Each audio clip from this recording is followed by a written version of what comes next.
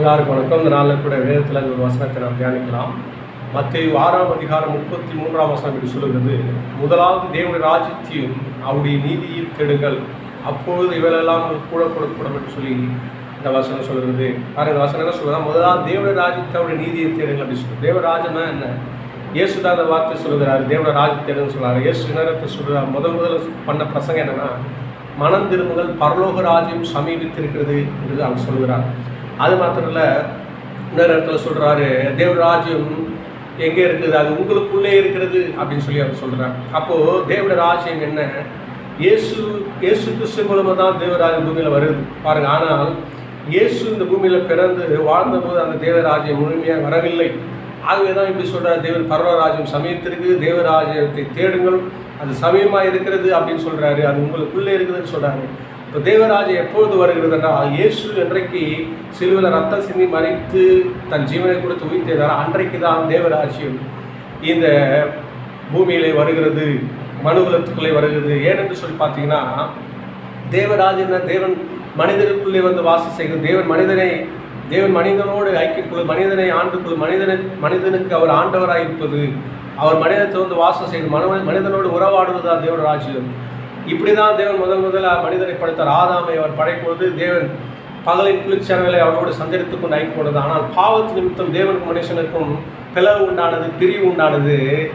இப்போ தேவன் எப்படி சொல்கிறாரு, ஆதாம் பாவம் செய்தனாலே அவனை பிறந்த இந்த மனுக்குல உலகம், பவுல் சொல்கிறாரு, ஆதாம் பாவம் செய்ததுனாலே எல்லாரும் பாவம் செய்து தேவ மகிமையற்றவர்கள் ஆனார்கள் அப்படின்னு சொல்கிறார். இப்போ இதற்கு தேவனுடைய நீதி என்ன? ரத்தம் சிந்துதல் இல்லாமல் பாவம் மன்னிப்பு இல்லை. அதுதான் தேவன். இந்த ரத்தம் பாவத்துக்காக ரத்தம் சிந்தப்பட வேண்டும். ஆதாமும் என்ற ஒரு மனிதனுடைய பாவத்தை ஒரு மனுஷன், பாவமில்லாத பரிசுத்த மனுஷன் ரத்தம் சிந்தப்பட வேண்டும். அப்படிப்பட்ட மனுஷன் இந்த உலகத்தில் எல்லாரும் ஆதாமிலிருந்து பிறந்த இந்த உலகம் உண்டானது. எல்லாரும் பாவம் செய்து பாவை கிரிகளை செய்து கெட்டு போயிருக்கிறார்கள். இவளை ரட்சிக்க பிதா தம்முடைய குமாரன், தம்முடைய ஒரே பிரான பரிசுத்த குமாரனை கன்னிமரியாள் வீட்டில் பிறக்க செய்தார். மனுஷனாய் பாருங்கள், ஸ்ட்ரெயிட்டாக ஒரு ஆம்பளை அப்படியே ஸ்ட்ரெயிட்டாக வந்து உள்ளே தோன்றல, பூமியில் கூட வரல, அப்படியே அவதரிக்கல, அப்படியே மனுஷனாக வரல. கன்னிமரியாள் வீட்டில் ஒரு மனிதன் எப்படி ஒரு பிள்ளை எப்படி பிறக்கும் அப்படி பிறந்து 33 வருஷம் இந்த பூமியில் வாழ்ந்து, நியாயப்பிரமாண காலத்துக்கு கீழே வாழ்ந்து, நியாயப்பிரமாண சட்டத்திட்டங்கள் எல்லாம் கரெக்டாக கை கொடுத்த ஒரே மனுஷன் அவர் தான். நியாயப்பிரமாணத்தை பரிபூர்ணமாக கீழ்ப்படிந்து நியாயப்பிரமாண நீதியெல்லாம் நிறைவேற்றி 33 வருஷம் வாழ்ந்து இந்த பூமியை ரட்சிக்கூடிய உலகத்தை பாவத்தில் ரட்சிக்கும்படியாகவே அவர் அந்த பாவைகளை ரட்சிக்கவே கிறிஸ்து உலகத்தில் வந்தார். வருஷம் அப்போ அந்த பாவங்களிலிருந்து ஜனங்களை ரட்சிக்கும்படியாகவே அதை எப்படி ரட்சிக்கிறார்? ரத்தம் சிந்துறதுனாலே. என்னோட ரத்தம் சிந்தினால்தான் பாவம் மன்னிக்கப்பட முடியும். பாவங்கள் மன்னிக்கப்பட்டால்தான் பாவத்தில் ஜனங்களை ரட்சிக்க முடியும். ஆகவே ரத்தம் சிந்தி ஜீவனை கொடுக்கும்படியாக இயேசு இந்த மனுஷில் வந்து சாகும்படியாக இந்த பூமியில் பிறந்தவர் இயேசு. இதை முன்பாக அறிந்தவர் பிறந்து அந்த பூமியில் வந்து பாடுபட்டு கல்வாரி ரத்தம் சிந்தி மறித்து அவர் உயிர் தெழுந்த போது இந்த உலகத்தின் பாவமே மன்னிக்கப்படுகிறது. ஏனென்றால் ஆதாம் பாவத்தினாலே எல்லாரும் பாவம் செய்து கெட்டுப்போனார். 2ஆம் ஆதாம் இயேசு கிறிஸ்துவுடைய ரத்தம் சிந்துனாலே எல்லா பாவங்களும் மன்னிக்கப்படுது. ரத்தம் சிந்தி மறிக்கும் போது பாவம் மன்னிக்கப்பட்டது. ரத்தம் சிந்தும் போதே மறிக்கும் போது பாவம் மன்னிக்கப்பட்டதனால தான் தேவாலயத்தின் திரைச்சிலை 2ஆக கிழிக்கப்பட்டது. அது மூலம் என்ன காண்கிறார்? தேவாலய திரைச்சிலைக்கு உள்ளதான் மனுஷனுடைய பாவத்தின் இயேசு ரத்தம் சிந்ததுக்கு முன்பாக இந்த உலகம் பாவம் செய்து கெட்டுப்போவதால் தேவன் மனுஷனிடத்திலே வாசம் செய்ய முடியாமல் அவர் மகாபரிசுத்தலத்துக்குள்ளே வாசம் செய்து கொண்டிருந்தார். ஆனால் இயேசு ரத்தம் சிந்தின உடனே, மரித்த உடனே பாவங்கள் மன்னிக்கப்பட்டது என்பதை காண்பிக்கும்படியாகவே திரைச்சிலை கேட்கப்படுது. என்றால் இனி தேவன் திரைச்சிலைக்குள்ளே இருக்க தேவையில்லை, மனிதனிடத்திலே வந்து வாசம் செய்யக்கூடிய காலம். இதோ தேவன் மனுஷனுக்குள்ளே வந்து உலாவக்கூடிய மனுஷனிடத்திலே சஞ்சரிக்கூடிய காலம். மனுஷன் தேவனிடத்தில் இந்த ரத்தத்தின் மூலமாய் தேவனிடத்தில் போகக்கூடிய காலம் வந்துவிட்டது. பிதாவை எங்கும் தொழுது கொள்ள காலம் வந்துவிட்டது காண்புடைய திரைச்சிலை கிழிக்கப்பட்டது. ஆனால் இயேசு ரத்த சிந்தி மறித்ததினாலே எல்லா மனுஷனுக்கும் தேவராஜ்யம் வரவில்லை.